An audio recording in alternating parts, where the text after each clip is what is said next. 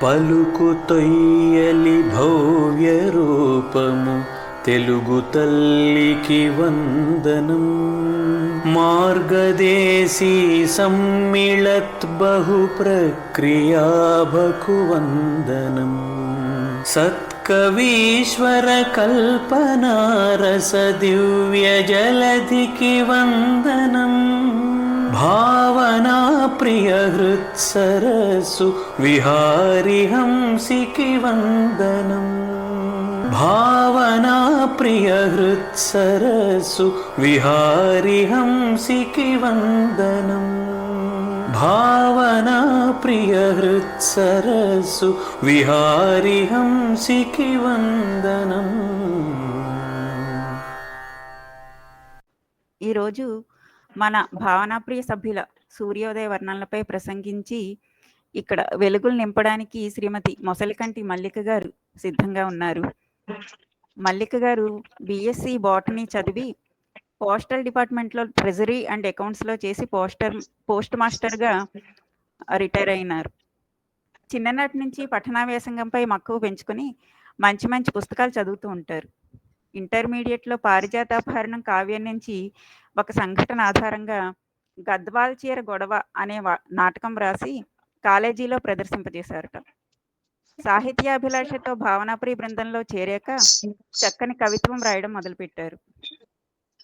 ఈరోజు అంశంపై ప్రసంగించవలసిందిగా కోరుతూ మల్లిక గారిని ఆహ్వానిస్తున్నాను. మల్లిక గారు, మీకు స్వాగతం అండి. నమస్కారం అండి, ధన్యవాదాలు.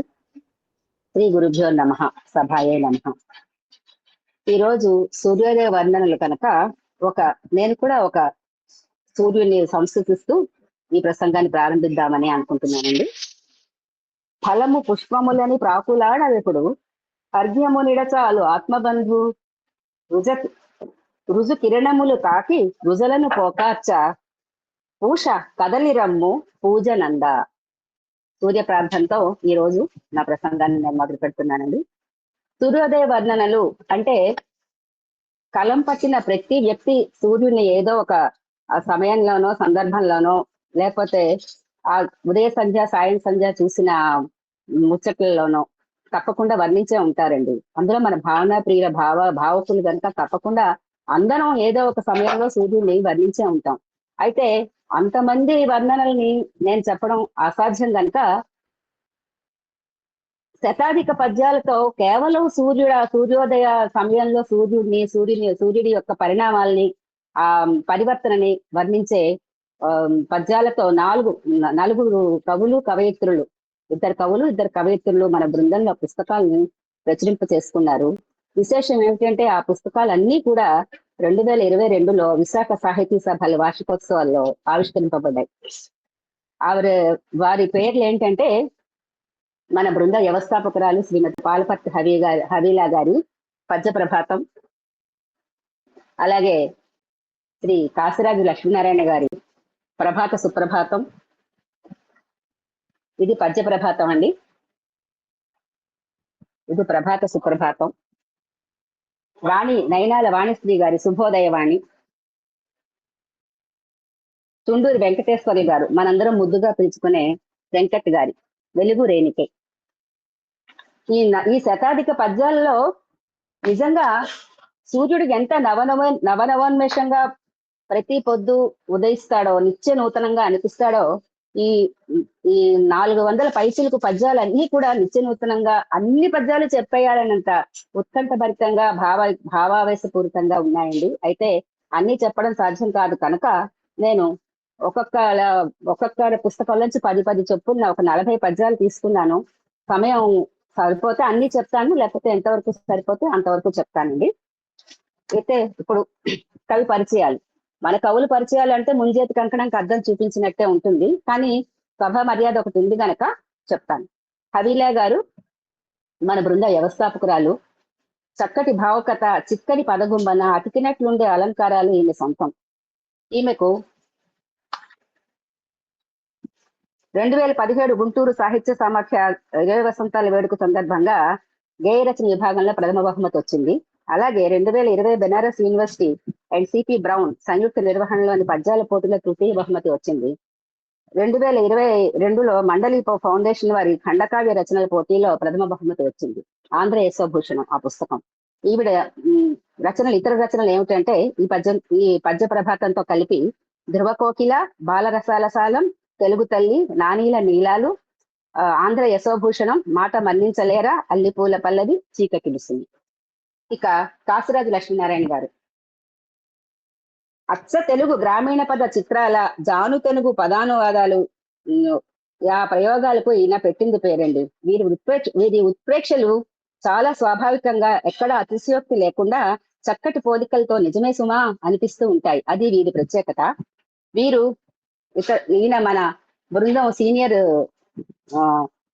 కార్యవర్గ నిర్వాహక సభ్యులు, మన గురువు గారి చిన్ననాటి స్నేహితులు కూడా.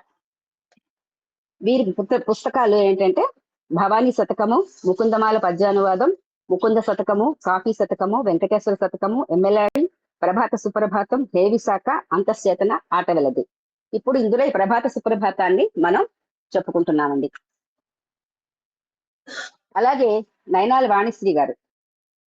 నాకు తెలిసి వాణిశ్రీ ఒక మంచి సామాజిక స్పృహ ఉన్న కవయిత్రి. అంటే ఎవరికైనా లేదా అని అడగండి, కానీ ఈమె అవకాశం దొరికితే కవితలోనే కాదు, పద్యంలోనే కాదు, ఎక్కడైతే అక్కడ అవకాశం దొరకనక్కర్లేదు, అందిపుచ్చుకొని సామాజిక అంశాలను చొప్పిస్తారు. అందుకు మన ఈ శుభోదయ వాణిలో సూర్యనారాయణమూర్తి కూడా మినహాయింపుదారుడు కాలేదు.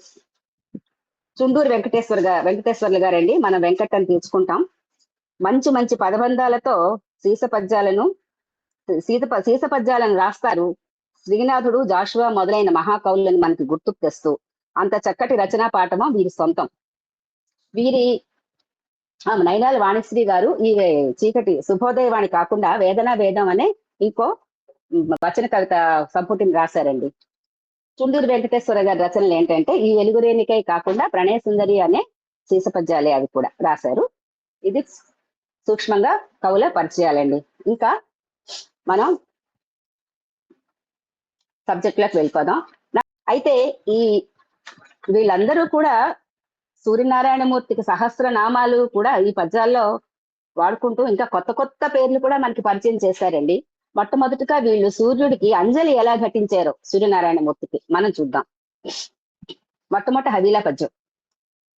భగభగ మండుచుండెడి శుభంకరమౌనొక కాగడాను నేర్పుగా వెలిగించి తూర్పు దిశ బొల్పుగా నింప ననల్ప దీప్తమే సెగలమెన్ ధరిత్రి గల చీకటి రేఖలు రేగిపోయే వాసిగా రవి కాగడాన్ని విరచించిన శిల్పిని సంస్కృతించేదని. ఈమెమంటారు, తూర్పు దిశలోని రవి అనే కాగడాన్ని విరచించిన శిల్పి, భగభగా మండే ఆ కాగడాన్ని విరచించే ఒక శిల్పిని తూర్పు దిశగా ఆ కాగడాన్ని నిలబెట్టి భూమికి ఉన్న చీకటి రేఖలన్నీ వేగిపోయేలాగా చేసిన ఆ సృష్టికర్తని ఈమె తన మొదటి పద్యంలో సంస్థిస్తున్నారనమాట.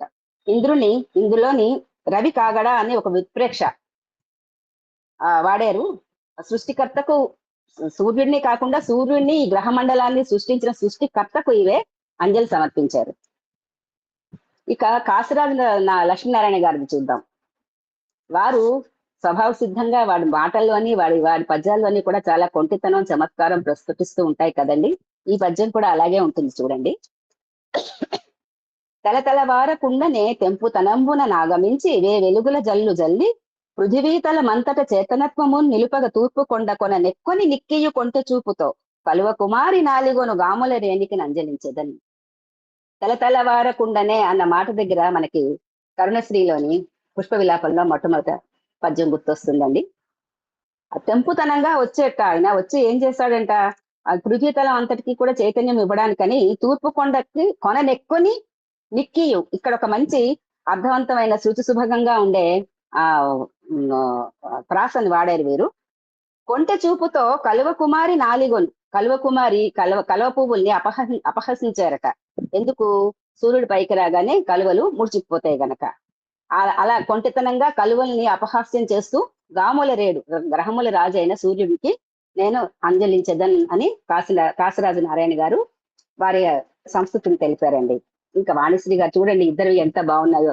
ఏ ఇద్దరి పద్యాలు ఒకలా ఉండవండి, కానీ అందరూ సూర్యోదయాన్నే వర్ణిస్తున్నారు. మనకి నిజంగా చెప్పాలంటే వీణుల విందండి. ఈ 400 పైచిలుకు పద్యాలు వీణుల విందే. వాణిశ్రీ గారు.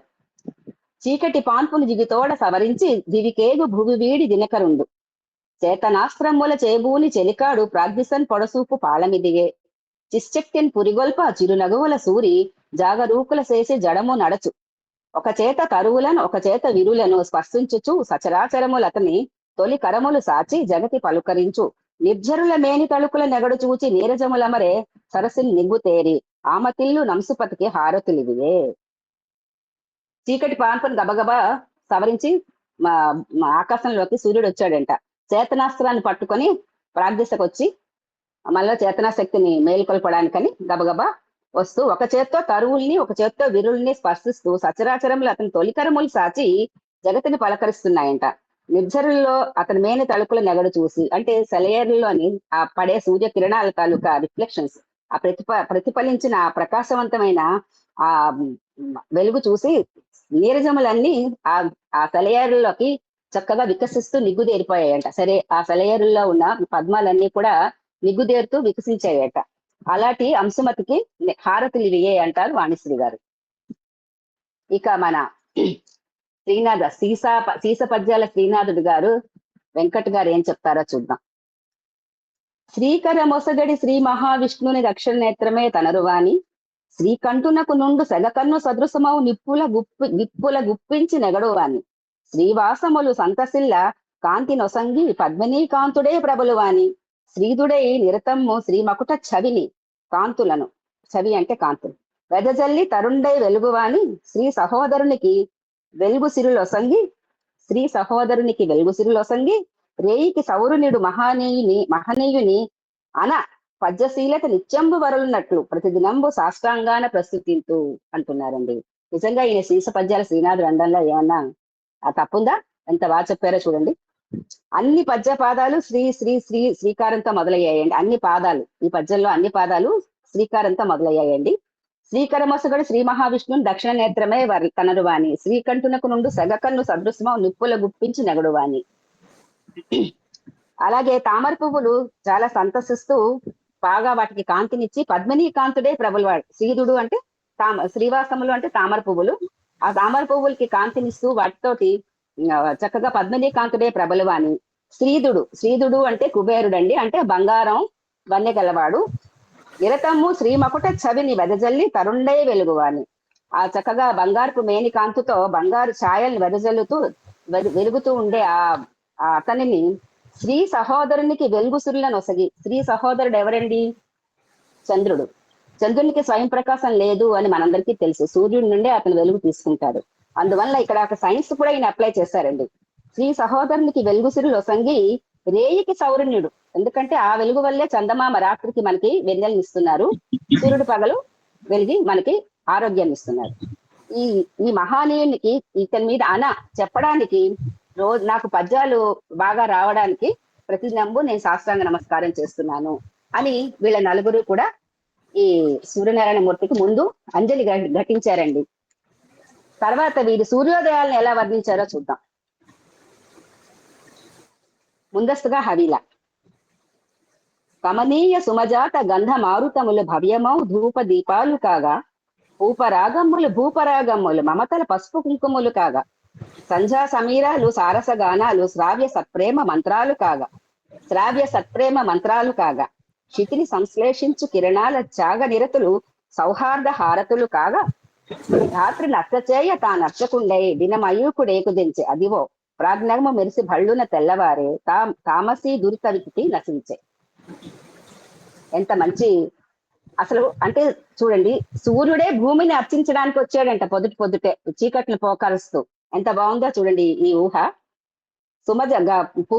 పువ్వుల గంధ మారుతాలన్నీ కూడా ధూపదీపాలుగా తెచ్చుకున్నట్ట. పూపరాగాలు పసుపచ్చగా ఉంటాయి కదండి, పుప్పొడి పసుపచ్చగా ఉంటుంది. భూపరాగాలంటే మట్టి, ధూళి, ఆ ధూళి ఎర్రగా ఉంటుంది. ఆ రెండింటిని మమతల పసుపు కుంకుమలుగా ఆమె పోల్చింది. సంధ్యా సమీరాలు సారసగానాలు శ్రావ్య సత్ప్రేమ మంత్రాలు కాగా క్షితిని సంశ్లేషించు కిరణాల త్యాగ నిరతులు సౌహార్ద్ర హారతులు కాగా ధాత్రిని నచ్చజేయడానికి సూర్యనారాయణ మూర్తి స్వయంగా వచ్చేట. అగో ప్రాజ్ఞమ్మ మీద భళ్ళును తెల్లవారింది చూసుకోండి అని, దానివల్ల చీకటి ఇటుకి అంతా నశించింది అని ఆమె చెప్తున్నారు. ఇంత చక్కటి ఊహలు పోలికలు మన భావన ప్రియులకే సొంతమేమో అని నాకు అనిపిస్తుందండి, నేను విన్న దాన్ని బట్టి. ఎందుకంటే నాకు ఇంతకంటే పరిచయం లేదు పెద్దగా. ఇక కాశీరాజు లక్ష్మీనారాయణ గారు ఆయన ఎలాగా సూర్యోదయాన్ని వర్ణించారో చూద్దాం ఒక పద్యంలో.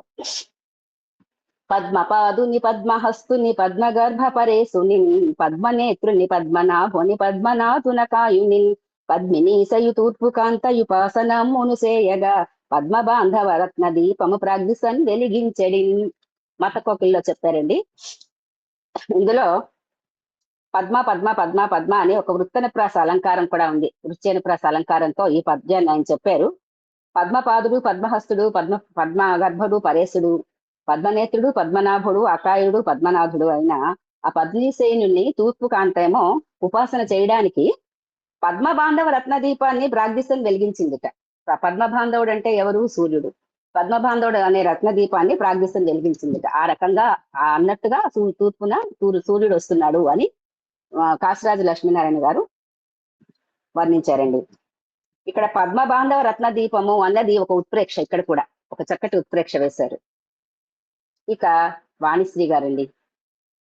మనవిన్ సేయ విహంగ వాహినియ లెమ్మంచున్ సరాగంబులన్ జనియన్ భానుడు పంచగా దివికి స్వచ్ఛంబౌ తనూకాంతులన్ తనివీన్ తీర్చగా ప్రాణి కోటికిల సాంద్రంబౌ మయూఖంబులన్ మనకుంచాటు పరోపకార గరిమన్ మాన్యాలి కీర్తించగన్. పక్షులన్నీ కిలకిల ధ్వానాలతోటి లెమ్మని సరాగాలాడుతూ లేపిన వెంటనే ఆయన భానుడు భూమికి స్వచ్ఛంగా తన తనూకాంతుల్ని స్వచ్ఛందంగా పంచడానికి బయలుదేరి ప్రాణికోటికి తనివి తీర్చి మంచి తన కిరణాలతో ఓజస్సునివ్వడానికి బయలుదేరట.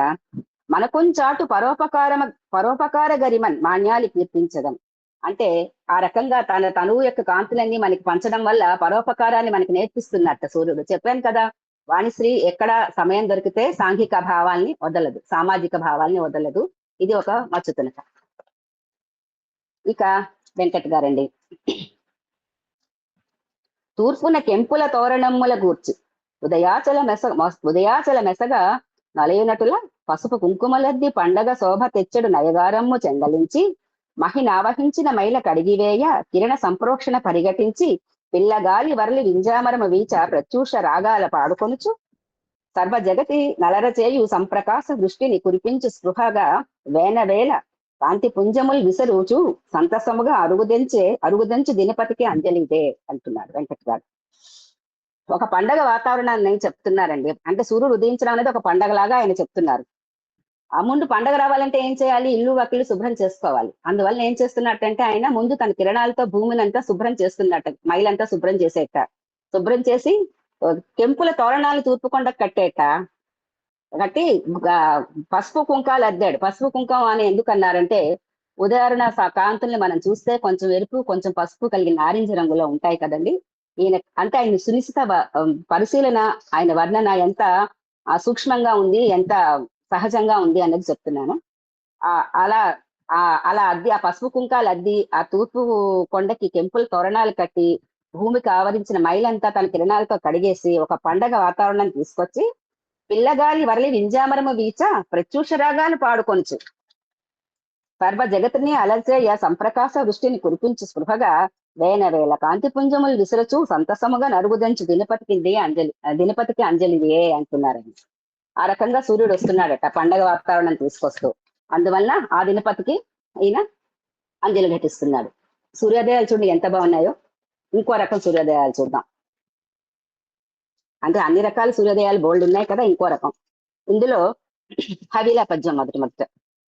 ఓ రవి విశ్వగర్భమున ఉల్బ మహోదదులందు నీది యా తూర్పు వ్రేకటాలియుడి తూలిపడంగా నవప్రసూతి ఈ ధారుని ఎర్రబారినది తన్మయమొంది లతా వితానములు జారే లతాంత ధూపములు జాలగా రుగ్రస సౌరభములను. విశ్వగర్భంలో ఉమ్మనీరు అనే మహాసముద్రంలో అనే ఉమ్మనీరులో విశ్వగర్భంలో ఈదుతూ తూర్పు అనే చూలింతరాల ఒడిలో తూలి పడ్డాట రవి. అంటే తూర్పు కొండ ప్రసవించింది. నవ ప్రసూతి ఆ ధారుని ఎర్రవారింది. ప్రసవం అయ్యాక అక్కడ ఎర్రజీరలు ఎరుపుతనం అలుముకోవడం అందరికీ తెలిసిన విషయమే కదండి. ఈ భానుడి తాలూకా ఎర్రతనాన్ని ఆ రకంగా ఆమె పోల్చింది. ఏంటది తూర్పు ధారుని ప్రసవించిన భానుడు ఎర్రగా ఉన్నాడు అని చెప్తోంది. మళ్ళీ ఎలా అతను విశ్వ మహోదధి అనే ఉమ్మనీరులో ఈదుకుంటూ ఆ భూమి కడుపు నుంచి ప్రసవించబడ్డాట. అప్పుడు ఆ లతల గుంపులన్నీ కూడా చాలా తన్మయం ఉండిపోయి లతాంత ధూపములు జాలగ రుగ్ర సౌరభములను ఆ పచ్చి బాలింతరాలకి ఆ పిల్లడికి కూడా లతాంత ధూపములు వేశాయంట. చూడండి, ఇది ఒక ఎంత మనోహరమైన ఊహా పోలిక. ఉల్బ మహోదధులు అని ఇక్కడ కూడా ఒక మంచి ఉత్ప్రేక్ష పడిందండి. ఇది హవీలా గారి వర్ణన. నారాయణ గారి వర్ణన చూద్దాం. వైకుంఠంబున నాదిదేవుడు సదా పాలేటి రాచూలితో సౌకర్యంబుగా నుండి నా ఎడల అశ్రద్ధన్ ప్రదర్శించనంత కళ్యాణి అలింగి చీకటి గృహంబందుండ చేదిబ్బెతో మా కాంతుండద ఎక్క తూర్పుగురి సంభాళించగా మేదిని. ఇక్కడ కూడా ఆయన ఒక చిన్న చమత్కారమైన ఊహ చేశారండి. ఇది నిజం కూడా. అందుకే చెప్పాను, ఆయన ఉత్ప్రేక్షలు గాని ఆయన ఊహలు గాని అన్ని చాలా సహజంగా ఉంటాయని అందుకే చెప్పాను నేను. భూదేవి శ్రీ మహావిష్ణువు భార్య అని అందరికీ తెలుసు. ఆవిడ బాధపడిందట. ఒక మంచి ప్రయోగంతో లక్ష్మీదేవి అని చెప్పారండి ఇక్కడ లక్ష్మీనారాయణ గారు. పాలేటి రాచూలి, పాల సముద్రపు రాజు అయిన ఆ సముద్రుడి కూతురైన లక్ష్మీదేవితోటే వైకుంఠంలో ఎప్పుడు హాయిగా ఆయన సౌకర్యంతో ఉంటాడు, నా అందు అసమర్థత చూపిస్తున్నాడు, అశ్రద్ధ చూపిస్తున్నాడు అని కళ్యాణి భూమి మేదిని అలిగి చీకటింట్లో కూర్చుందిట. అందుకు రాత్రి వచ్చిందిట. అప్పుడు సూర్యుడు అనే ఒక చేదీబెని పట్టుకొని ఆ దేవుడు ఆ తూర్పుగిరి ఎక్కేట మేదిని సముదాయించడానికి, భూదేవిని సముదాయించడానికి ఈ తూర్పు అనే సూర్యుడు అనే చేదీబెని పట్టుకొని తూర్పు కొండ ఎక్కేట. చూడండి ఎంత చమత్కారమైన పోలిక, ఎంత సహజమైన పోలిక, ఎంత బాగుందో చూడండి. ఇక వాణిశ్రీ చూడండి, ఇది కూడా చాలా బాగుంటుందండి. ప్రభవ వేళలు నూతనవరుని పోలు తరణి స్వప్రకాశం మిడి వలచు భువిని గడియెక్కి ఖమణి సకల కార్యదక్షుడవు పోను పోను జిలుగు పోటరియగు మధ్యాహ్న వేళల మండు నెందుకో రవి సరిపోలు నివ్విధి సగటు మగని సాయంత్ర సమయాన సంయమిగా మారి నిగ్రహమును చూపు నేర్పరియగు పొడిమ యాలిపై తగని ప్రేముడి విడవక ఉండలేక వెళ్ళగలేక ఎండరేడు చూపలేడు ప్రేమ విరహ మోపలేడు మర్చుడది నేర్చెనో ఛాయ మగని చూచి. చూడండి ఇక్కడ ఛాయ మగడు చెప్తున్నాను కదా, మీరు గమనిస్తే ఈ ఒక్కొక్క పద్యంలో ఒకటి గాని రెండు గాని సూర్యనారాయణ మూర్తి పర్యాయ పదాలు మనకు దొరుకుతాయండి. అవి కూడా చాలా మంచి పదాలు దొరుకుతాయి, మంచి పేర్లు దొరుకుతాయి. చూడండి ఈ పద్యం ఎంత చమత్కారంగా రాసిందో. స్వాభావికమైన ఒక సామాన్య సగటు మనిషి స్వభావం లాగా సూర్యుడు పుట్టిన వెంటనే చాలా నూతనవరుడుగా చాలా ప్రకాశవంతంగా ఉంటాడట. కొత్తగా పెళ్ళైన పెళ్లి కొడుకులాగా గడి ఎక్కిన వెంటనే కార్యదక్షుడు అవుతాడట. పెళ్లి ముచ్చట్లు పెళ్లి సరదా తీరిపోయాక మళ్ళీ కార్యోన్ముఖుడు అయిపోతారు. మనిషి కూడా అంతే కదా. తర్వాత ఇంకొంచెం రోజు మంచి ప్రతిభావంతుడు అవుతాడు తన పనిలో. మధ్యాహ్న వేళలో మండునెందుకో రవి. మిట్ట మధ్యాహ్నంలో అంటే జీవితం నడివేసుకు వచ్చేటప్పటికి సరసాలు సరాగాలు సాధారణంగా తక్కువ అయిపోతాయండి. ఎంతసేపు విసురుపాట్లు కసురుపాట్లే కదా. అందుకే ఆమె ఏమంటుందంటే మధ్యాహ్న వేళలో మండునెందుకో రవి అంటోంది. సరిపోలు నివ్విధి సగటు మగని. ఈ రకంగా ఆవిడ సగటు మగడితో సూర్యుడిని పోల్చింది. మళ్ళీ ఇక్కడ కూడా చూడండి ఎంత చమత్కారం. సాయంత్ర సమయాన సంయమిగా మారి నిగ్రహమును చూపు నేర్పరియగు. మధ్యాహ్నం అంతా మండి పడిపోయినా మళ్ళీ సాయంత్రం అయ్యేటప్పటికల్లా సంయమనంతో వచ్చేస్తున్నట్ట. పొడిమి యాలిపై తగని ప్రేముడి విడువక ఉండలేక వెళ్ళలేక ఎండరేడు చూపలేడు ప్రేమ విరహమోపలేడు మర్చుడు ఇది నేర్చెనో ఛాయ మగడి నుంచి. ఒకవేళ ఈ మొత్తం ఈ డ్రామా అంతా సూర్యుడి నుంచి మనిషి నేర్చుకున్నాడో కాబోలు అని ఆవిడ అంత చమత్కారంగా రాశారు. చాలా బాగుంది ఈ పద్యం. చెప్పాను కదా, ఎక్కడ కూడా మా సూర్యుడిని కూడా సామాన్య మన మనుషులతోటే పోలుస్తూ రాస్తుందని చెప్పాను కదా, ఇదన్నమాట. ఇక వెంకట్ గారు ఏమంటారో చూద్దాం. వెట్ట కాలమునందు వెగ్గలముగా వేడి సెగలు కుప్పించుచు సృజన గూర్చి లవడ మిశ్రితమగు రత్న నిధుల నుండి శీఘ్రముగా జలము సేకరించి దేదీప్యమైన కాంతి కిరణములతోడ జలము నుండి లవణమ్ములను రాల్చి స్వచ్ఛమౌ నీరెమ్ము వర్ష రూపంబున వసుధ కందించి విభాకరుండా 3 వంతులు జలముతో భూమి వరలుచుండా దాహార్తి తీర్చుట పొక్క వనరు భాజనముగాదే నీదు వ్యాపార మలరి మరలు గొల్ప ఆదిత్య నమస్సులువియే అంటున్నారు. ఎండాకాలంలో చాలా వేడి సెగలు గుప్పించి లవణ మిశ్రితంగా ఉన్న సముద్రపు నీరంతా కూడా పీల్చేస్తాట. జలము నుంచి శీఘ్రంగా సేకరించేసి తన కాంతి కిరణాలతో ఆ ఉప్పు నీటిలోంచి ఆ లవణం అంతా రాల్చేస్తాట, ఎండబెట్టి నీటిని చేసేసి స్వచ్ఛమ నీరముని వర్షరూపమున వసుదకు అందించి విభాకరుండా.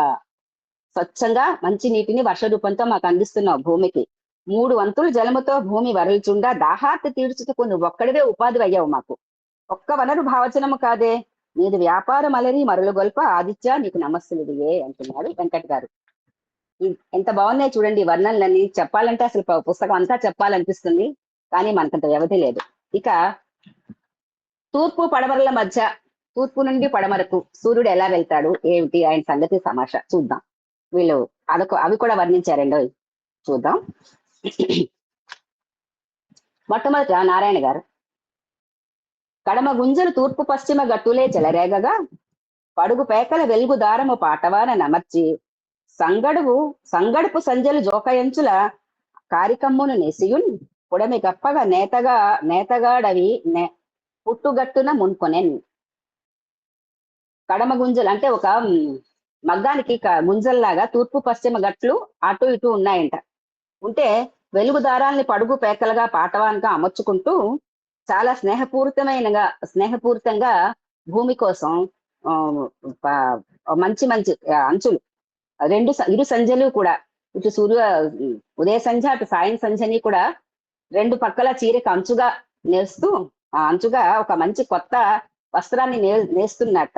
నేసి ఆ పుడమికి కప్పడానికని సూర్యుడు పుట్టుగట్టున మున్కొనే మొదలు బయలుదేరేట.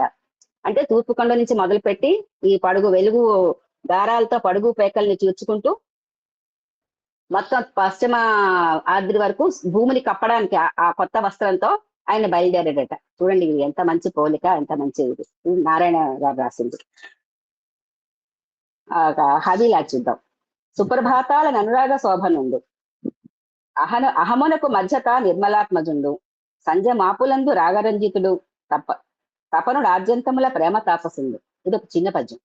అంటే పొద్దుటే అనురాగంగా ఉంటాడు, రాగరంజితంగా ఉంటుంది సూర్యబింబం. అహమునకు మధ్యత నిర్మలాత్మజుండు, మిట్ట మధ్యాహ్నం సూర్యుడు తెల్లగా ఉంటాడు కదా మనకు తెలుసు. సంధ్య మాపులందు మళ్ళీ రాగరంజితుడు, మళ్ళీ ఎరుపుగా వస్తాడు. తపనుడు ఆద్యంతముల ప్రేమ తాపసుండు, ఎప్పుడు కూడా ప్రేమ తపస్సుగానే సూర్యుడు ఉంటాడట. అది ఇంకోటి. పడమటాలు దిద్దె వలపు నొప్పగా విభూది పొడుపుటాలు తిలకముడిన నుదుట సరిగా రెంటి నరయ శశి నభోమణులాగే వేలు బవలు మింట నీల గదల. పడమటి దిక్కేమో విభూతి పెట్టుకుందిట వలపుగా, పొడుపుటాలు తూర్పు దిక్కేమో ఎర్రటి తిలకం పెట్టుకుందిట నుదుట. ఈ రెండూ కూడా శశి అంటే పడమటి దిక్కున విభూతి తెల్లగా ఉంటుంది, అదేమో చంద్రుడిగా. తూర్పు దిక్కున తిలకం ఎర్రగా ఉంటుంది, అదేమో సూర్యుడిగా. రెండు నభ వీధిలో విహరిస్తూ రేలు పగలు ఆకాశం మీద కదిలయ్యాక. ఇది హవిలా తాలూకా వర్ణనలు. ఇంకొకటి ఇప్పుడు వాణిశ్రీ గారు.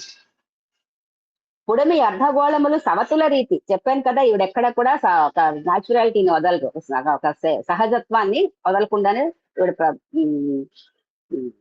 వర్ణిస్తారు. పుడమి అర్ధగోళములు సవతుల రీతి మూటకొక్కరింట పూర్ణమసుడు విసుగు లేక వలయు వీని రసికతను మెచ్చ వీరి చెలిమి మేటి కాదా. పుడమి అర్ధగోళములు రెండు కూడా పూర్వార్ధి పశ్చిమార్ధి కూడా సవతుల రీతిగా ఉన్నాయట. చెరోపక్క పూటకొక్కరింట పూర్ణమసుడు వెలుగుతాయట. విసుగు లేకుండా ఇంకా వీని రసికతని అవి వెలిగించుకుంటూనే ఉన్నాయట. ఎంత చెలిమో వీటన్నిటికీ అని ఆవిడ ఆశ్చర్యపోతున్నారు. ఇంకా వెంకట్ గారిది. పొంతనపడి సూర్యకాంత పువ్వుల వన్నె లంకించుకుంటువో అంబరమణి బంతి చేమంతుల పసిరియందు మెదించి మెయ్యి బాముకొంటివో వినురతనమా మెరుపు తీవెల బట్టి అరవిందముల నుంచి పట్టించుకొంటివో పద్మబంధు తళుకారు పూల శ్వేతమ్ము నందు మెదిపి పొలిమి కొంటివో కదా వెలుగుల దొర ప్రొద్దు పొడుపు నుండి దినాంతమునకు భువికి సరిపడి వెలుగు పంచుచు మరులు గొల్ప దిక్కుల కొలంది నిగ్గారు దీప్తి నచట ఎత్తుకొని వచ్చుచుంటివో ఎండరేడా ఎచ్చటిని ఎత్తుకొని వచ్చుచుంటివో ఎండరేడా అంటారు. ఇది సరిగ్గా మనం గమనిస్తే ఒక చాలా పాత పాట, శ్రీ సూర్య నారాయణ మేలుకో అని సూర్యుడి తాలూకా అన్ని పరిస్థితుల్లోనే ఆయన రంగులన్నీ చెప్పే ఒక పాట ఉంది. పొడుస్తూ భానుడు పొన్న పువ్వు ఛాయ అని. చూడండి, పొంతన పడి సూర్యకాంతపు పువ్వులు వన్నెలు అంకించుకుంటూ అంబరమణి అంటాడు. పుడుతూనే పసుపచ్చగా ఉంటాడు కదా, మనకు కనిపిస్తాడు కదా. అందుకని సూర్యకాంత పువ్వుల రంగులు అంటించుకున్నావా అని అడుగుతున్నాడు. అలా మళ్ళీ కొంచెం అయ్యేటప్పటికి బంతి చామంతుల పసిరియందు మెదించి మెయిబాముకుంటివో, బంతిని చామంతిని బంగారంలో మెదిపేసి పాముకున్నావా అని అడుగుతున్నాడు. ఎందుకు? బంతి కొంచెం ఎర్రటి పసుపుతో ఉంటుంది, ఎరుపు పసుపు కపిల్ రంగులో ఉంటుంది కనుక ఆ చిన్న ఎరుపుతో మళ్ళీ పైకి వచ్చాడు. మినురత్నమా పైకి వచ్చావా అని అడుగుతున్నాడు. సూర్యనారాయణ చెప్తారు. తర్వాత మధ్యాహ్నం వేళ తెల్లగా ఉంటాడు సూర్యుడు, అది మనకు తెలిసిందే. మెరుపు తీవెల ప్రకాశవంతంగా కూడా ఉంటాడు. మెరుపు తీవెల బట్టి అరవిందముల నుంచి పట్టించుకుంటేవో పద్మబంధు అంటే ఒక జామెక్కి భానుడు అన్నప్పుడు ఈ వర్ణన వస్తుంది. మెరుపు ప్రకాశవంతంగా ఉంటావు, అరవిందములు అంటే పద్మాల తాలూకా ఎరుపుతనాన్ని ప్రకాశవంతాన్ని పట్టించుకున్నావా అని అడుగుతున్నాడు. మళ్ళీ మధ్యాహ్నం వేళకి తళుకారు పూల శ్వేతంబునందు మెదిపి పులిమి కొంటివో కదా వెలుగుల ద్వారా, చక్కటి తెల్లటి పువ్వులన్నింటినీ తీసుకొని శ్వేతవర్ణంలో కలిపి నువ్వు పులువుకున్నావా అని అడుగుతున్నాడు. అలాగే పొడుపు నుండి ఈ పద్యంలో వివిధ వేళల్లో సూర్యనారాయణమూర్తి రంగులు ఎలా ఉంటాయి అన్నది మనకి చాలా స్పష్టంగా ఆయన ఇంత సునిశ్చితమైన పరిశీలనతో మనకి చెప్పారు. పొడుపు నుండి దినాంతమునకు భూమికి సరిపడి వెలుగు పంచుచు మరలు గొల్ప దిక్కుల కొలంది నిగ్గారు దీప్తి నెచ్చట నెత్తుకుని వచ్చుచుంటివో ఎండరేడా. ఇలాగా పొడుపు నుంచి దినాంతం వరకు ఇలా రకరకాల రంగులతో భూమిని అలరించడానికి ఆ కాంతుల్ని ఎక్కడి నుంచి తెచ్చుకొస్తున్నావో ఎండరేడా అంటాడనమాట. ఇలా వాళ్ళ పడమటి దిక్కులు తూర్పు దిక్కుల మధ్య ప్రయాణం సాగుతుందండి. ఇంకో వైవిధ్యమైన సూర్యోదయాన్ని చూద్దాం. ఉత్తర దక్షిణాయనం ఉది హవిల రాసిందండి ఈ పద్యం. ఉత్తర దక్షిణాయనములు ఒద్దిక తాండవ నాట్యశాలలై మత్తును దృంచ నీదు పటిమన్ నటనంబు సల్పి ధాత్రిపై చిత్తుక చేయిచున్ కటిక చీకటులను తరిగింతువో రవి హత్తడి నీదు భంగిమల అబ్దములే తెరచీరలయ్యడు. ఉత్తరాయణము దక్షిణాయనము ఆ రెండిటి మధ్య కూడా అది ఉన్న ఆకాశం అంతా వేదికగా ఆయన తాండవం చేస్తున్నట్టు నాట్యశాలలుగా చేసుకొని ఎందుకు చేస్తున్నాడు? ప్రపంచం మీద అలుముకున్న మత్తు ఆ నిర్వీర్యతని తొలగించడానికి నాట్యం చేస్తున్నాడు. ధాత్రి మీద ఉన్న అలుముకున్న ఆ నిశ్చేతనని తొలగించడానికి నాట్యం చేస్తున్నట్ట. కటిక చీకటిని పోగొట్టి భూమిని చేతనావంతంగా చేయడానికి నాట్యం చేస్తున్నాడు. ఆ నాట్యం చేస్తున్నప్పుడు ఆయన భంగిమలను అప్పుడు వచ్చిపోయే ఆ మేఘాలే ఆ నాటక రంగానికి యవనికలైనాయంట. అది ఎంత చక్కటి ఊహ, ఎంత చక్కటి పోలిక. చూడండి ఎంత బాగుందో. ఈ నారాయణ గారు చూడండి, మళ్ళీ ఇక్కడ ఆయన కొంతతనం మార్పు మనకు కనబడుతుంది. వడగొని తేనె నాన నలి వారిజ మందున వాలినంత దుందుడుకున మచ్చరించి మలి తుంగము నెక్కగ దమ్మి క్షుద్రమున్ ముడువగ తేటి చిక్కువడు పుష్పదళంబుల దాని చూచు నారడమున నెప్పుచుండె వెస ప్రాగ్గిరి శృంగము ద్వాదశాత్ముడు. వడగొని అంటే వడదెబ్బ తగిలి ఆ నలి అంటే తుమ్మెది కదా, ఆ తేనెని తాగడానికని పద్మంలో దూరిందిట. పద్మంలో దూరగానే సూర్యుడికి మత్సరం వచ్చిందిట. ఎందుకు వస్తుంది? సూర్యుడికి పద్మిది బాంధవుడు అని పేరు కదా. ఆయన తన ప్రియురాలైన పద్మంలో ఈ తుమ్మెద దూరడం ఆయనకి నచ్చలేదు. అందుకని గబగబా మలితుంగం దుడుకున మత్సరించి మలితుంగముని ఎక్కితే ఆ తమ్మి క్షుద్రమున్ ముడిచింది. ఆ కలవ పువ్వు ఆ పద్మం తన రేకుల్ని ముడిచేసుకుంది. సూర్యుడు వెళ్ళిపోతే పద్మం ముడుచుకుంటుంది కదా, పద్మం ముడుచుకోగానే ఈ తేటి ఆ పద్మంలో చిక్కుపడిపోయిందిట.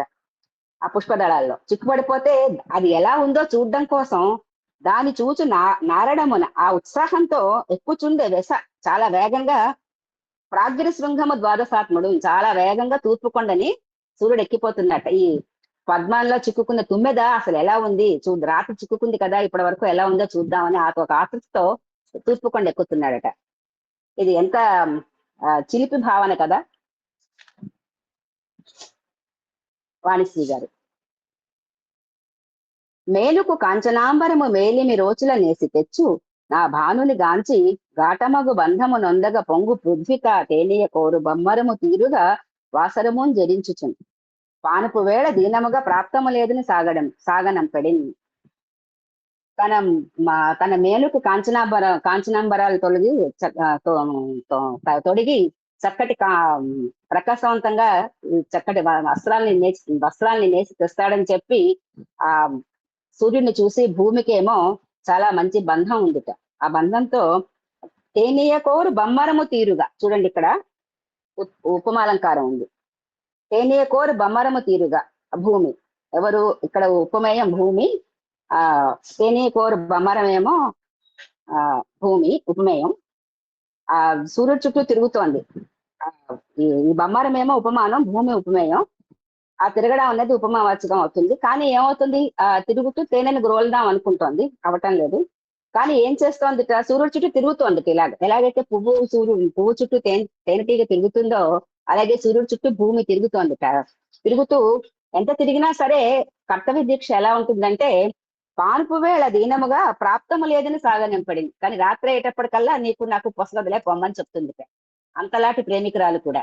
అంటే వాళ్ళ తాలూకా ఉద్యోగంలో వాళ్ళ తాలూకా వాళ్ళ యొక్క కర్తవ్య నిష్ట ఎంతది అన్నది చాలా బాగా ఇందులో వాణిశ్రీ గారు చెప్పారు. ఒక రకమైన ఒక మంచి ప్రేమ కథను చెప్తూనే వాళ్ళ కర్తవ్య దీక్షని కూడా మనకు చెప్పారు.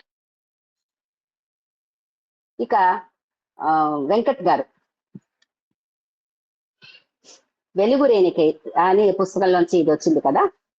ఇప్పుడు ఈయన ఏం చెప్తారంటే, పుడమికి అంజనంబు బులిమిన తిమిరదేవి దౌశ్యము తేట తెల్లపరచ, వెలుగుల ఖడ్గము విసిరివేయుచు రేయి కట్టిన చీకటి గంత త్రెంచ, కటిక చీకటులందు కష్టాలు పడుచుండు బతుకులందు రహించు పసిమి నింప, అసహాయ సూరుల అసమర్థతను అణచి తోడుగా దానుండి త్రోవసూప, అరుణ కిరణాల జిమ్ముచు అభ్యుదయ పతాక మెగురవేసి జగత్తు శోకమణచు దిటవు కూర్చడి విద్యమాదిచ్చుని గని చేతనమ్ము బొందలెండహో జీవులారా అని జీవులందరినీ కూడా ఈయన మేల్కొల్పుతున్నారనమాట.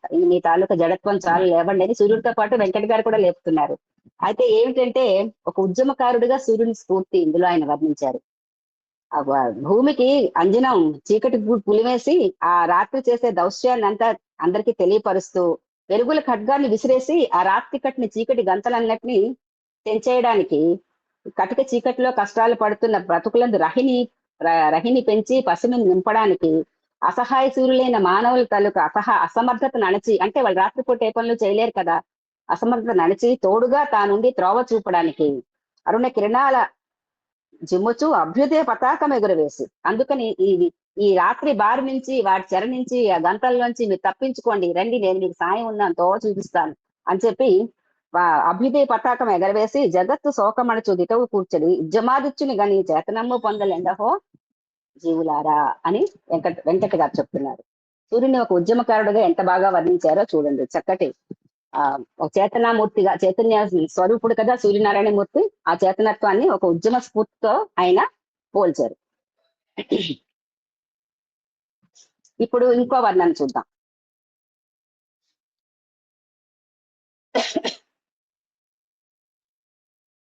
ఇది హవీలాది. గ్రహములు తిరుగాడు కక్షాలక చికిత్స అవని భాషల ఒక్క యాకుగాక కాగా, చిలుకురాలు చీకట్ల స్ఫటికాలు తలిరాకు పోక పల్కులును కాగా, రజములు రేయి కురిసి చెలరేగిన శశి పుష్ప రజములు కలియు చూర్ణములు కాగా, మించు కాంతి మెరియు మంచు ముత్తపురాలు విమలమౌ అబ్దసారములు కాగా, కమలపాకెర్ర మందారమయ్యే వక్క వ్రక్కలే చెంగావి దిక్కులయ్యే, మౌక్తికపు రాసి వలపు మమత పడయ భాస్కరుడు మింట విడెముగా పండిపోయి. ఆ గ్రహాలన్నీ తిరిగే కక్షాలతలోని చిగిర్చిన అవని భూమి అంతా కూడా ఒక ఆకులాగా కమలపాకులా ఉంది. ఆ కమలపాకు అయితే ఒకవేళ, అలాగే చీకట్లన్నీ చీకటి చినుకులన్నీ వక్క పలుకులు అయిపోయి ఉంటాయి. అలాగే రాత్రి కురిసిన చంద్రుడి యొక్క ఆ కిరణ కాంతులన్నీ ఆ తాంబూలంలో వేసే వివిధ రకాల చూర్ణాలు అయిపోతాయి. మించి కాంతి మరియు మంచు ముత్తపురాలు, ఆ మంచు ముత్యాలు సున్నంగా మారితే తమలపాకు ఎర్ర మందారంగా పూసిందిట. వ్రక్కలే చెంగావి దిక్కులయ్యే, మౌక్తికపు రాసి వలపుల మమతబడయ భాస్కరుండు మింట విడిముగా పండిపోయే. ఈ మూడిటి కలయిక వల్ల ఎర్రటి మందారం వక్కలే చెంగావి దిక్కులుగా ప్రకాశిస్తూ ఉంటే, మౌక్తిక రాసి తెల్ల తెల్లని కాంతులను ఇస్తూ ఉంటే భాస్కరుడు తాంబూలం లాగా మింటిలో పండిపోయాడంట. ఎంత చక్కటి ఒక పరిపక్వత చెందిన పోలికలా అనిపిస్తుందండి నాకు. చాలా బాగుంది కదా. నారాయణ గారిది.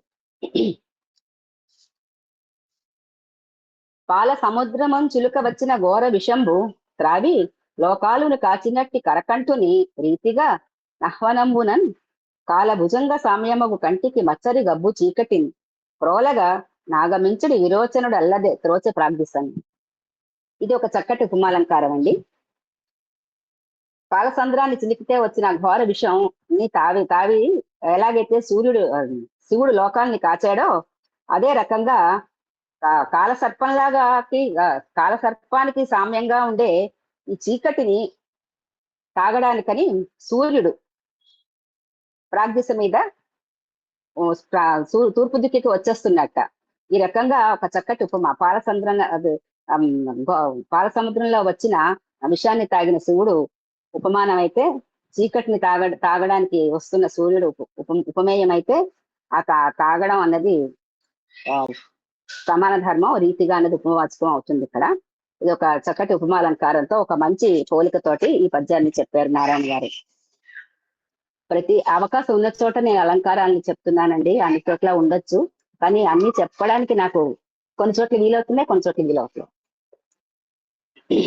తర్వాత వాణి ఏం చెప్పిందో చూద్దాం. భానుడు కోపగించెనట భావసరమో భువి మందలించగని మేనిని తాకినట్టి కరి మేఘపు కౌగిట నోలలాడగన్ మానులు మౌనులై అనిల మంత్రము వేయగా మబ్బు పారగన్ పూనికి గట్టిదై దివిని పూషుడు వెలిగే భాసిలే భోగమొప్పగన్.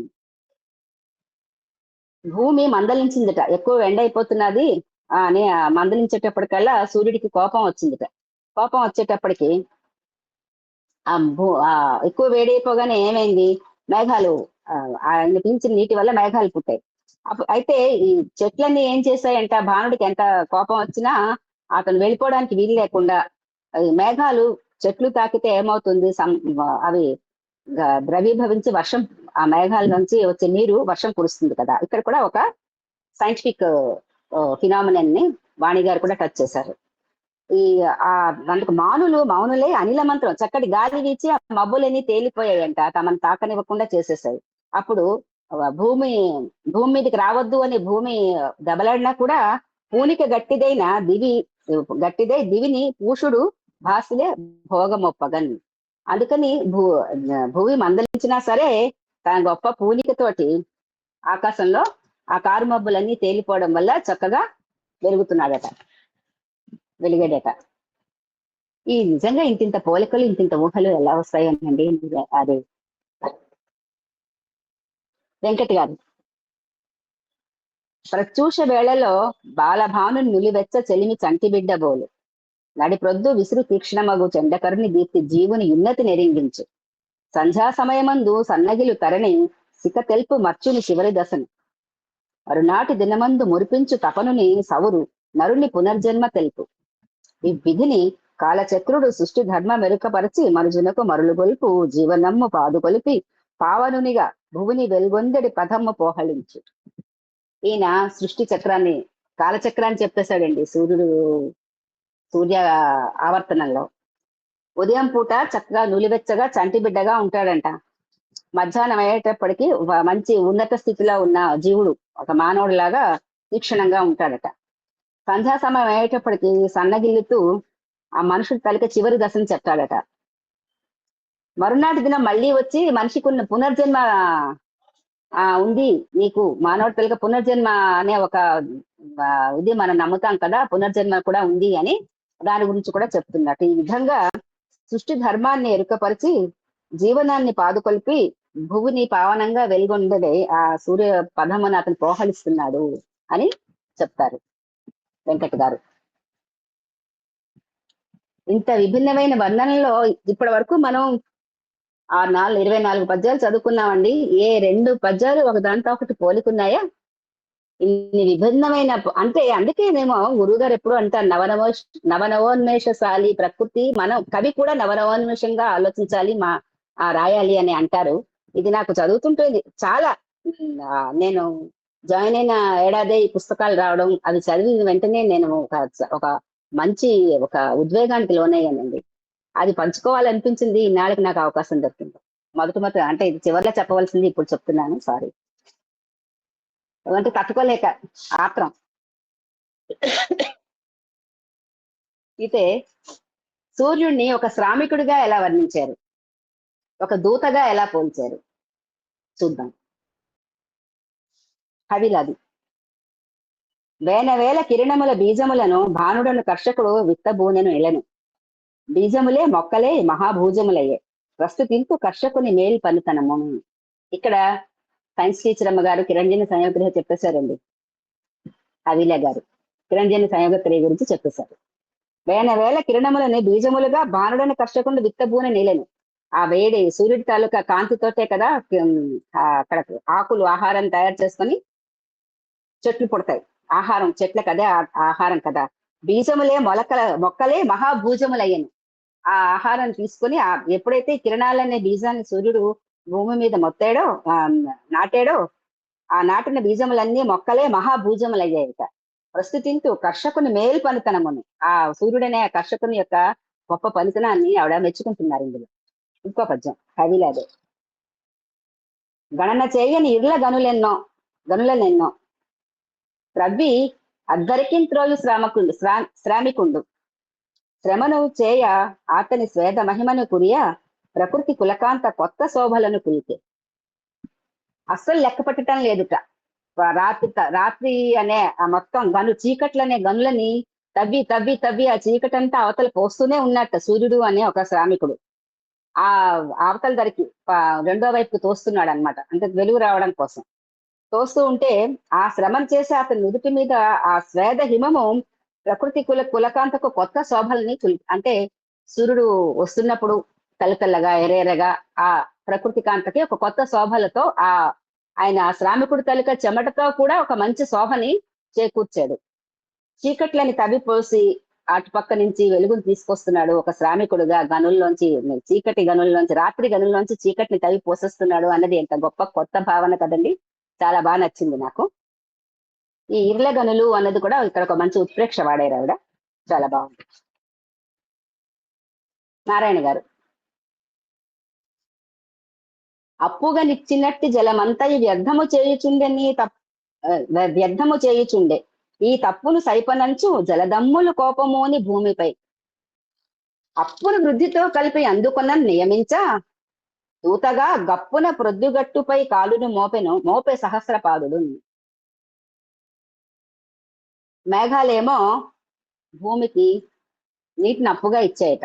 ఇది మనకి ముళ్ళపూడి వెంకటరమణమూర్తి గారు గుర్తొస్తారు కదండి. వెంకటరమణ గారు గుర్తొస్తారు కదా. ఈ అప్పు తీరి ఎప్పుడు ఇచ్చినా ముళ్ళపూడి వెంకటరమణ గారు గుర్తొస్తారు.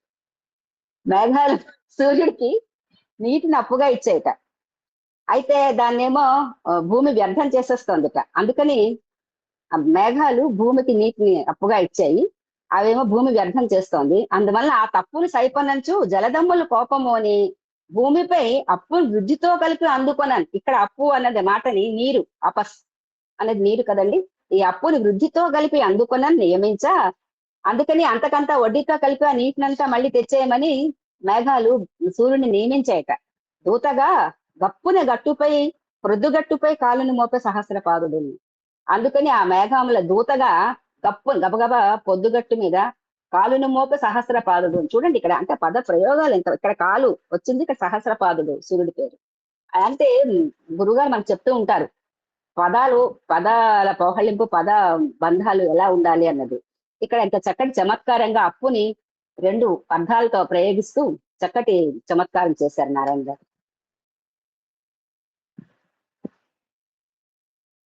వాణి అదుపులేని నిశాచరులు అవని ముట్ట కీటకాదులు సేయగ కీడు ప్రబల వేగిరము నాదుకొనవచ్చు వేడివేల్పు లోక బాంధవునికి నమో వాకములిదే. నిశాచరుల్లో లాంటి కీటకాలన్నీ కూడా అవనికి కీడు చేస్తూ ఉంటే ఆ కీటకాలు క్రిముల బారి నుంచి వేడే కదా మనని రక్షిస్తుంది. మనకి ఈ మధ్య వచ్చిన కరోనా వల్ల మనకి బాగా ఆ విషయం తెలిసిపోయింది. ఎండ ఉండాలి, వేడి ఉండాలి అని చెప్పి, చలి పనికిరాదు అని చెప్పి, ఏదైనా రోగం తగ్గాలి అంటే. అందువల్ల ఆ వేడి వేల్పు అలా అదుపులేని నిశాచరుల్లాగా ఈ కీటకాలన్నీ భూమిని ముట్టి కీడు చేస్తూ ఉంటే, ఆ వేగిరంగా ఆదుకోవడానికి వచ్చిన వేడి వేల్పు లోక బాంధవానికి నమో వాకములిదే అని ఆమె చెప్తోంది. వాణిశ్రీ గారు చెప్తున్నారు. ఆవిడ వర్ణిస్తున్నారు సూర్యుడిని. అదొక అంత మంచి స్టైల్ చూడండి. ఇలాంటి పోలికలన్నీ కూడా చాలా గొప్ప పోలికలండి. వెంకట్ గారు చూడండి, నిజంగా ఈ పద్యం చదువుతూ ఉంటే మంచి చాలా అనిపించింది నాకు. వ్యవసాయం అనరించు పాలేరు ఓలే, శీఘ్రముగా పయనించు రథమునెక్కి, దినదినమ్ము భువనమ్మును చదును పరిచి, పద్మరాగమణుల పంట వేసి, మాణిక్యములనెత్తి మాలిమి తెలుపుచు, నీరమ్ములకు పంచు తీరుగాంచ, మునుపెన్నడో కమలమ్ము కినుక వహించి వగచినవను కమలమ్ములు కినుక వహించి వగచినవను కథ వాస్తవమగు. పద్మ బంధువనుడి పేరు వడసి సతము తూర్పు దిక్కున కెంపుల జుతి నమర్చి, వారిజముల మేల్కొల్పుడు ప్రకృతి తోడ వన్నె గూర్చు వనజరహితుడా ప్రణతులోయి అంటున్నారు. వ్యవసాయం అనరించు పాలేరు ఓలే, ఒక పాలేరు ఎలాగైతే వ్యవసాయం చేస్తారో అలాగే సూర్యనారాయణమూర్తి వ్యవసాయం చేస్తున్నట్ట. ఎలాగా? శీఘ్రముగా పయనించి రథమునెక్కి, శీఘ్రముగా పయనించే రథాన్ని ఎక్కేట. గబగబా వెళ్ళే అదే శతాబ్ది ఎక్స్ప్రెస్ వందే భారత్ ఎక్కి ఉంటారు ఆయన. ఎక్కేసి దినదినము భువనమ్మను సదును పరుస్తాట. ఏ రోజుకి ఆ రోజే భూమిని శుభ్రం చేసి సదును చేసి, పద్మరాగమణుల పంట వేసి, పద్మరాగమణుల పంట అంటే ఎర్రటి ఎండ, ఆ పంట వేసి ఆ మాణిక్యాల్ని ఎత్తి, అందువల్ల పుట్టిన పుష్పాలని పద్మాలని అన్నిటినీ ఎత్తి చాలా ప్రేమగా స్నేహపూర్వకంగా నీరమ్మలకు పంచు తీరుగాంచ, నీటిలో పెరుగుతున్నాయి అవన్నీ కూడా. అందుకని మనం ఎప్పుడో కమలమ్ములు గినుక వహించి వగిచిన మన కథ వాస్తవము అంటారని. బాగుంది కదా ఈ పోలిక. పద్మ బంధువనుడి పేరు పడసి నిత్యము తూర్పు దిక్కున కెంపుల జుతి నమర్చి, వారి జమ్ముల మేల్కొల్పుడు ప్రకృతి తోడ వన్యగూర్చు వనజరహితుడా నీకు ప్రణతులోయి అంటారు. పద్మ బంధువు అనే పేరుతో నిత్యం తూర్పు దిక్కున కెంపుల జుతి, పద్మరాగాల లాగా చక్కగా కెంపులు ఎర్రటి రంగుని ప్రకాశాన్ని ఇస్తూ ఆ పద్మాల్ని మేల్కొల్పి ప్రకృతికి వన్నె తెచ్చే వనజహితుడా నీకు ప్రణతులోయి అని వెంకట్ గారు చెప్తున్నారు. ఇక సూర్యుడి ఉద్యోగ నిష్ట చెప్తున్నారండి వీళ్ళ ఒక్కొక్కళ్ళు. ఆయన తన ఉద్యోగాన్ని ఎంత నిష్టగా చేస్తారో చెప్తున్నారు. పాలవర్తి హబీలది చేత 9 బొంగరాలు చిత్రగతుల బాలుడొక్కండి విసరే, విశ్వాంతరాల వీధి నవి నవగ్రహములే విక్రమింప బాలుడు అవతరించెను బాలభాస్కరుడు. 9 బొంగరాలని విసిరిసేట విశ్వాంతరాళంలోని, అవి నవగ్రహములే విక్రమిస్తూ ఉంటే బాలభాస్కరుడే సూర్యుడు ఉదయించాడు. అయితే ఏం చెప్తున్నారు ఆవిడ? తెల్ల ఇంట్రాళ్ల మేల్రేయి తెమిలిపోయి ఎర్రని అరిసెల పండగ ఏగుతెంచి, అటుల శశి నిష్క్రమింపగా అపరదిశకు తరణి ఏగుదెంచి హసించి గిరిన కతుల. తెల్ల ఉండ్రాళ్ళు, పోలికలు చూడండి ఎంత బాగా చెప్తున్నారో. తెల్ల ఉండ్రాళ్ళు, తెల్లటి ఉండ్రాళ్ళు అనే మేల్రేయి తెమిలిపోయిందిట. అంటే పగలు, తెల్లటి పగలు వెళ్ళిపోయింది. ఎర్రని అరిసెల చంద్రుడు తాలూకా ఉండ్రాళ్ళని చంద్రుడిగా పోల్చింది, అరిసెల్ని సూర్యుడిగా పోల్చింది. ఆ తెల్ల ఇంద్రాళ్ళ మేల్రేయి తెమిలిపోయింది, ఆ మేల్రేయి వెళ్ళిపోయి ఎర్రని అరిసెల పండుగ ఎగుదెంచి ఎర్రటెర్రటి చక్కగా గుండ్రపటి అరిసెలు అప్పచ్చులు వచ్చాయట. అటులా శశి నిష్క్రమింపగా అపరదిశకు తరుణి ఏగుదెంచి హసించే గిరిన తతులా. అలా చంద్రుడు తెల్ల ఉండ్రాళ్ళ చంద్రుడు వెళ్ళిపోగానే ఎర్రని అరిసెల లాంటి సూర్యుడు వచ్చి ఈ ఆకాశం మీదకి వచ్చి గిరులలోని చాలా చక్కగా నవ్వుతూ ఉన్నాడట. ఎర్రగా అరిసెలాగా ప్రకాశిస్తూ, చూస్తూ ఉంటే తినాలనిపిస్తుంది కదా ఉండ్రాళ్ళ లాంటి చంద్రుడిని, అరిసె ముక్కలాంటి సూర్యుడిని. నారాయణ గారండి, తిరుగలి ఓలి త్రిమ్మరుచు దివ్య పదమ్మున గాములన్నిటిని గిరగిర చుట్టూ తిప్పి తళుకించుచు సత్తువ ప్రోదు చేయుచు, సిరిముగ నుండి జీవులకు జీవమునిచ్చి వెలుంగు దాత అంబరమణి పశ్చమాద్రియుడి స్వాపము చేయ పరిక్రమించడి. తిరగల్లాగా గిరిగిరా తిరుగుతున్నట్ట మొత్తం దివ్య పదంలోని గ్రహాలన్నీ గిరిగిరా తిప్పి వాటికి తళుకులు ఇస్తూ చక్కటి శక్తిని వాటికి ఇస్తూ తాను మాత్రం స్థిరంగా తిరగలి మధ్యలో తిరగలి పిడిలాగా ఆ మధ్యలో ఉండే ఆ తిరగలి రాయిల ఆ పిడి ఉంటుంది, ఒకటి ఉంటుంది కదా తిరగలి మధ్యలో చుట్టూ తిప్పేది, దాని చుట్టూ తిరగలి తిరుగుతుంది.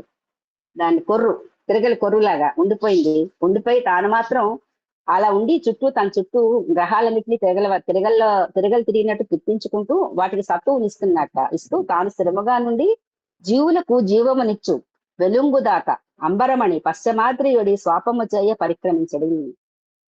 ఆ రకంగా జీవులకన్నీ వెలుగుదాత పశ్చమాద్రియుడి స్వాపము చేయ పశ్చమాద్రి నుంచి బయటికి రావడానికి ఆయన పరిక్రమిస్తున్నాడు అని చెప్తున్నారు.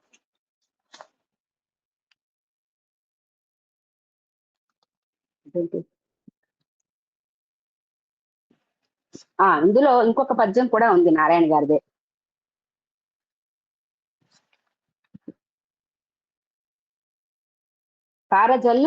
తారు జల్లుల కుంభవృష్టి విధాన తామసి క్రమేయం నేరగాండ్రకు ఊతమిచ్చియు నిశ్చలన్ వెతబెట్టగని దారుణీరమ కష్టముంగని తామరాక్షుల శీఘ్రమౌ తేదిపై మునుగట్టు మీదకు దీపమున్ గొని వచ్చడి.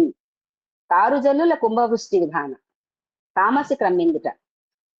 ఇంకా తారు కుంభవృష్టిలా పడిపోతే, తారు జల్లు ఎలా పడిపోతే చీకటి ఎలా అంత నల్లగా ఉంటుందో అంత చిక్కగా అంత ముద్దగా చీకటి కమ్మేస్తూ ఉంటే నేరగాండ్రకు ఊతమిచ్చియు నిశ్చలని వెతబెట్టగలరు. అలాంటి చీకట్లో నేరస్తులు ప్రబలుతారు. వాళ్ళకి ఊత వచ్చినట్టు ఉంటుంది గనక, నిశ్చలత పోతుంది గనక దారుణీరమ కష్టమం గని అలాంటి పరిస్థితిలో ఉన్న భూదేవి యొక్క కష్టాన్ని కని తామరాక్షుడు శీఘ్రమౌ తేరిపై మునుగట్టు మీదకు దీపమును కొని వచ్చను. ఈ తామర రేకుల వంటి కన్నుడు గలవాడు సూర్యనారాయణమూర్తి తామరతో ఎదురు శీఘ్రంగా ఒక మంచి గబగబా వెళ్లే రథం ఎక్కిపోయి ఆ తూర్పు కొట్టకు వచ్చాడంట దీపం పట్టుకొని, ఆ కారు చీకటంతా పోయేటట్టు. ఆయన కర్తవ్యనిష్ట, భూమికి కష్టాలు రాకూడదు, చీకట్లో నేరగాళ్ళు ప్రబలకూడదు అనుకుంటూ భూమికి కష్టాలు రాకుండా ఆయన ఆ వేగంగా వెళ్లే ఒక రథాన్ని ఎక్కి దీపం పట్టుకొని భూమిని రక్షించడానికని వచ్చాడంట.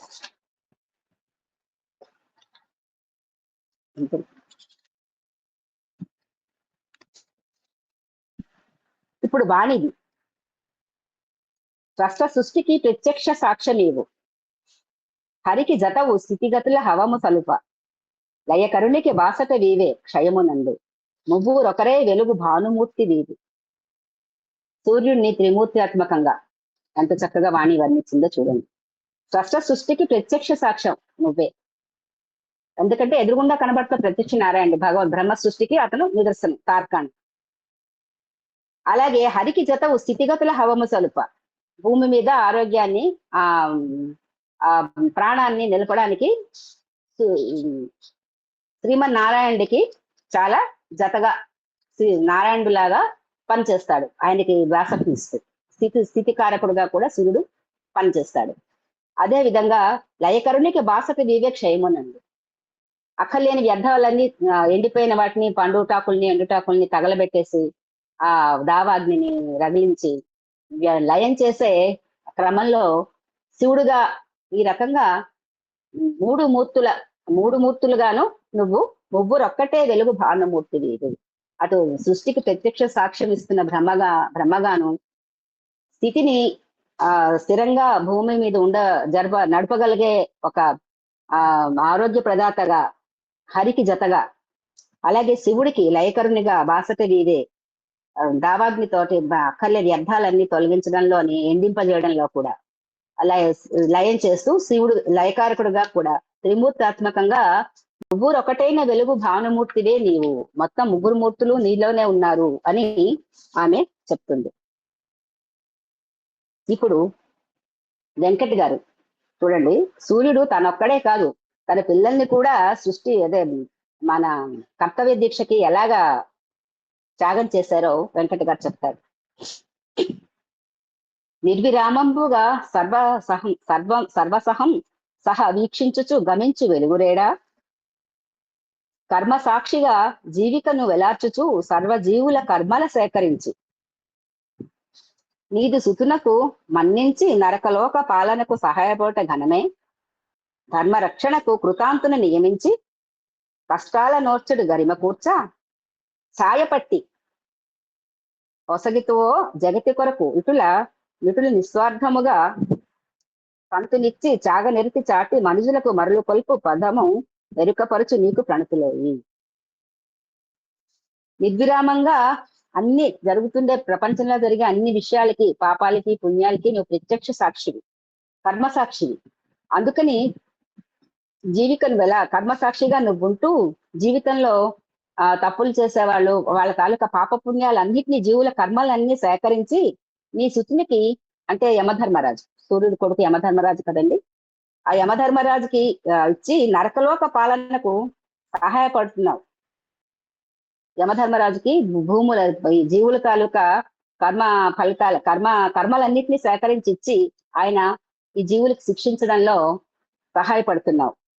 అలాగే ధర్మరక్షణకి ఆయన నియమించావు, కృతాంతుని నియమించావు, యమధర్మరాజుని ధర్మరక్షణకి నియమించావు. అలాగే ఈ జీవులు పాపాల కష్టాలు ఓర్చే గరిమను కూర్చడానికి ఛాయపట్టి, నీకు ఛాయ ఎందు పుట్టిన ఇంకో కుమారుడు ఉన్నాడు కదా శనీశ్వరుడు, ఆ ఛాయపట్టిని కూడా ఇచ్చేసావు. కర్మఫలదాతగా శనీశ్వరుని ఇచ్చావు. ధర్మనిష్టకు, కర్తవ్య పాలనకు, జీవులకి శిక్షలు వేసే దీనికి యమధర్మరాజుని ఇచ్చేసి జగతి కొరకు ఇట్లు నిస్వార్థముగా సంతునిచ్చి త్యాగనిరతి చాటి మనుజులకు మరులు కొల్పు పదమును ఎరుకుపరచు నీకు ప్రణతులోయి. ఈ విధంగా త్యాగనిరతిని చాటుతూ మనుషులకి ఎలా బతకాలి, ఎంత నిస్వార్థంగా బతకాలో ఎరుకుపరిచే నీకు ప్రణతులోయి అని వెంకట గారు చెప్తున్నారు. ఇప్పుడు ఇంకా మంచి మంచి వర్ణనలు ఉన్నాయండి, ఇంకా ఇది అది అని కాదు, చాలా మంచి వర్ణనలు. హవీలా గారిది. నీల ఉదయాద్రి నీకు ఉయ్యాల తొట్టే, మాపు కృంక గట్టగు నీ సమాధి పెట్టే, గిరుల సమవిధి గారవింతు వీవు రవి తలంపుల నీవు శిఖరమ్ము గాన. నీవు సమధర్మాన్ని పాటించే ఒక మంచి తలంపుల శిఖరాన్ని గనక ఉదయాద్రి నీకు ఉయ్యాల తొట్టయితే పడమటి గట్టు నీకు సమాధి పెట్టి అవుతుంది. కానీ రెండు దిక్కుల్ని నువ్వు ఒకేలాగా గారవిస్తావు, రోజు ఒకేలాగా తూర్పుని ఉదయిస్తావు, పశ్చిమాన్న పడుకుంటావు. అందువల్ల నువ్వు సమావర్తివి, అందుకే నీకు సమవర్తి అనే కొడుకు కూడా ఉన్నాడు అన్నట్టుగా చెప్పారు హదీలా. ఆ పోలికి కూడా మనకి రాదు. ఉదయాత్రిని ఉయ్యాలు తొట్టెగా, పడమటి గట్టు నీ సమాధి పెట్టెగా భావించడం ఆవిడికే సొంతమైన ఒక ఊహ. ఇది కూడా హదీలాదే. కోరి తెల్లబంతి కొసరి ఆడు నొకండు, విసిగి తెల్లబంతి విసిరివేసి ఎగురవేయ మింట ఎర్రనవు యొక్క బంతి చీకటిల్లు మెరిసి వేకోవాలి. తెల్లబంతి కొసరి ఒకడు ఆడుతున్నాడు, తెల్లబంతి ఒకడు కొసరి ఆడుతున్నాడు. ఆడుతూ ఉంటే చంద్రుడు ఉన్నాడు. విసిగిపోయి ఆ తెల్లబంతిని విసిరేసేట ఎవడు సృష్టికర్త. విసిరేసినప్పుడు అప్పుడు ఇంకో బంతి ఏం ఎగరవేశాడు, ఎర్రని బంతిని ఎగరేసేట. ఎగరేసినప్పుడు సూర్యోదయం అయింది, చీకటిల్లు మెరిసి వేకువాయే. ఆ తెల్ల బంతిని విసిరేసినప్పుడు చీకటి వచ్చింది, అయ్యో చీకటి అయిపోయింది అని ఎర్ర బంతిని విసిరాడట సృష్టికర్త. విసిరితే చీకటిల్లు మెరిసిపోయి వేకువైందట. ఈ చంద్రుణ్ణి తెల్ల బంతిగా, సూర్యుడిని ఎర్రని బంతిగా పోల్చడం హవీలా అభివ్యక్తికి ఒక చక్కటి నిదర్శనం. ఇప్పుడు నారాయణ గారిది. మాసిన కోక జుట్టె ముని మాపున నింగి పడంతి పేదయ్యై మాసికలట్లు వారిధర మాలికలడ్డములే చలంగా తారా సముదాయ మెల్లడల రంధ్రములట్టుల గోచరింప సద్భాసిత హేళి వెలుగు పావడగట్టగా వచ్చే వెలుగు దూస్తున్నాను. సాయంత్రం వేళ ఆ నింగి పడతి పాపం పేదరాలైపోయి మాసిని కోక కట్టుకుందిట. అంటే సాయంత్రం మునిమాపుగా ఉంటుంది కదా, మసకగా ఉంటుంది కనుక మాసిని చీర కట్టుకుందట. మాసికలట్లు వారిధర మాలకలు అడ్డములే చలంగా, ఆ మాసిన చీరకి మాసికలు కూడా ఉన్నాయంట. ఆ మాసికలు ఏమిటి, మబ్బులు. అడ్డంగా మాసికలు పడ్డా మాసిన చీర కట్టుకుంది. అప్పుడు తారా సముదాయం ఎల్లడిలా రంధ్రములట్ల ఆ చీరకి కన్నాలు కూడా ఉన్నాయి. చుక్కలన్నీ కూడా ఆ చీరకి కన్నాల్లా కనపడుతూ ఉంటే సద్భాసిత హేళి వెలుగు పావడగట్టగా వచ్చి తూర్పునన్. అప్పుడు అవన్నీ చూసి బాధపడి సూర్యుడు అయ్యో అని చెప్పి వెలుగుల పావడా కట్టగా తూర్పు దిక్కున వచ్చాడట. అయితే చక్కటి మాసిన కోక చుట్టూ నిమోప నింగుపడంత పేదయ్యే మాసుకులతో ఇంత మంచి పోలికలతో అంత చక్కటి పద్యాన్ని నారాయణ గారు మనకి ఇచ్చారు. సంధ్య మసకగా ఉంటుంది, అందువల్ల మాసిన కోక అన్నారు. మళ్ళీ దానికి వచ్చే మేఘాలన్నింటినీ కూడా మాసికలు అన్నారు. ఆ నింగిలో చుక్కలనేమో ఆ చీరకుండే కన్నాలని చెప్పారు. అంత దీనస్థితిలో ఉన్న ఆ నింగి పడతికి వెలుగు పట్టుపావడ కట్టడానికని చెప్పి సూర్యనారాయణ మూర్తి పొద్దుటే తూర్పు దిక్కుకు వచ్చేసాడట. ఇంకా వాణి వెలుతురెల్లడ గాంచని వెంటరాదు, తమ సమునకు బెదురుటేల తరణి చూడు, మనవుగాని వేళ నెరిగి ఎనగియుండి యుక్తి నేర్చి మరుదినము శక్తి చూపు. అనువుగాని వేళ తరణి చూడు, అనువుగాని వేళ నెరిగి అణగియుండి యుక్తి నేర్చి మరుదినము శక్తి చూపు. ఇది కూడా మానవులకి పాఠం అండి. అనువు కాని చోట అధికులం అనరాదు అనే పద్యం గుర్తొస్తుంది. ఎప్పుడు నీ వెంట వెలుగుంటుంది అని నువ్వు ఎప్పుడు అనుకోకు. చీకటి వెలుగులు జీవితంలో ఒక చక్కటి ఆ తత్వం ఉంది ఈ పద్యంలో. ఎప్పుడు వెలుగు నీ వెంట వస్తుందని నువ్వు అనుకోకు, చీకటి కూడా ఉంటుంది. తమస మనకు బెదురుటేలా, ఎందుకు చీకటికి బెదురుతావు? తరణి చూడు, ఆ సూర్యుడిని చూడు, చక్కగా అనువుగాని వేళ అణిగి ఉన్నాడు. చక్కగా అణిగి ఉండి యుక్తిగా మరుదినం వచ్చి శక్తి చూపిస్తాడు. అది నేర్చుకో నరుడా అని వాణిశ్రీ తత్వాన్ని బోధిస్తోంది మనకి ఈ పద్యంలో. నాకు ఈ చెప్పాలంటే నేను 10 సెట్లు తీసుకున్నానండి, 9 సెట్లు చెప్పగలిచాను, ఒక సెట్ ఉండిపోయింది. కానీ నేను బాగానే చెప్పానని, అంటే ఎక్కువగానే కవర్ చేయగలిచాను అనుకుంటున్నాను. చెప్పాలంటే ఇన్ని పద్యాలు, ఈ 400 పైన పద్యాలు చెప్పేయాలనే అనిపిస్తోందండి. చదువుతుంటే ఏ పద్యం ఆ పద్యమే ఒక మంచి రసగుళికలాగా అనిపించింది. ఎంత విసుగు లేకుండా సూర్యోదయాల్ని ఎలాగ మనం చూస్తామో అంతే విసుగు లేకుండా ఈ పద్యాలను కూడా మనం చదువుతామండి. మళ్ళీ ఒక్కసారి మీరందరూ ఆ పుస్తకాలు దులుపు 2022లో ఆవిష్కరించబడిన ఈ పుస్తకాలని మళ్ళీ ఒక్కసారి చదవండి. అందరూ ఆనందించండి, ఆస్వాదించండి. నేనైతే చాలా బాగా ఆస్వాదించాను. నా ఈ ప్రసంగం మీకు చెప్పడంలో ఎంతవరకు నేను ఆ గొప్పతనం చెప్పడంలో నేను ఎంతవరకు కృతకృత్యురాలను అయ్యానో తెలియదు, కానీ మీరు చదివితే ఇంకా బాగా ఆస్వాదిస్తారు. ఇంత మంచి అవకాశాన్ని నాకు ఇచ్చిన బృంద కార్యనిర్వాహక సభ్యులకి ధన్యవాదాలు అర్పించుకుంటూ స్వస్తి. చాలా బాగుంది మల్లిక్ గారు. చాలా మంచి అంశం ఎంచుకున్నారని అనిపించింది నాకు. భావనాప్రియ సభ్యుల సూర్యోదయ వర్ణనల శతకాల నుంచి చాలా చక్కని పద్యాలను 400 పైచీలకు పద్యాల నుంచి 40 పద్యాల వరకు ఇంచుమించుగా అన్ని పద్యాల నుంచి, అన్ని మంచి పద్యాల నుంచి అసలు ఆ 40 పద్యాలు ఎంపిక చేసుకోవడం కూడా చాలా కష్టమే. మంచి శ్రమ చేశారని అనిపించింది. ఎంపిక చేసుకున్న పద్యాలన్నీ కూడా మంచి మంచి విషయాలతో విశ్లేషణ చేస్తూ చేసిన మీ ప్రసంగం అందరినీ ఎంతగానో ఆకట్టుకుందని అనుకుంటున్నాను. చాలా సంతోషం అండి. ధన్యవాదాలు మీకు మల్లిక్ గారు.